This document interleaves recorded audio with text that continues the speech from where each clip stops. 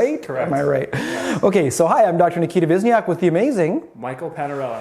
And today Michael is going to take us through some ideas around personal training. Now, for myself as a clinic owner and somebody who treats thousands of patients and has to influences thousands and thousands of students and doctors out there, I'm always looking for good resources and good people to incorporate into my practice, and Michael fits that bill to a T. Why don't you tell us a little bit what you offer and what you do?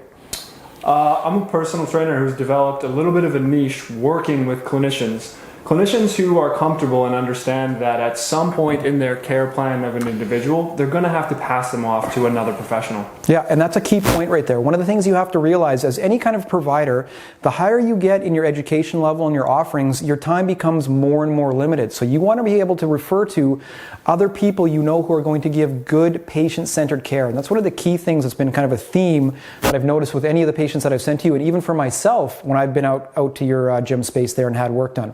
Maybe you can talk a little bit more about that, the patient-centered care. Yeah, it's a good role for personal trainers to become more affiliated with clinicians, because even if you're dealing with someone who is challenged with pain or with a dysfunction, we know now that people need to continue to move, even if they're getting care. So we've developed a bit of a niche as personal trainers with what we do, that we can connect with people we trust.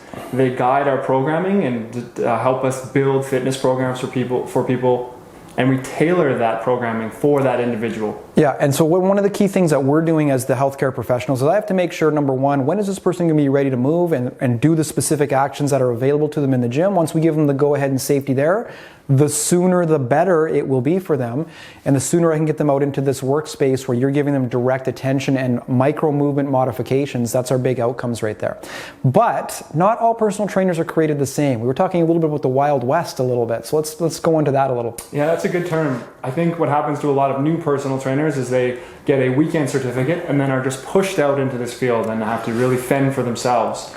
Hopefully, if we can band together as a group of personal trainers, we can share knowledge with one another back and forth, and we can start to put some structure into what we do. Yeah, and find good quality resources that you can pull from, right? So you're always looking for good connections with other professionals and good connections with other resources that you know are going to give the optimal benefit and performance for the patients. Yeah.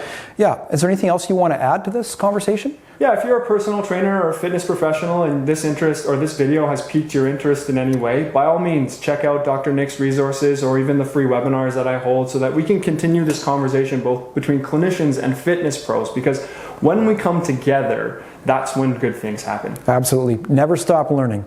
Thank you very much for your time, and we'll see you soon.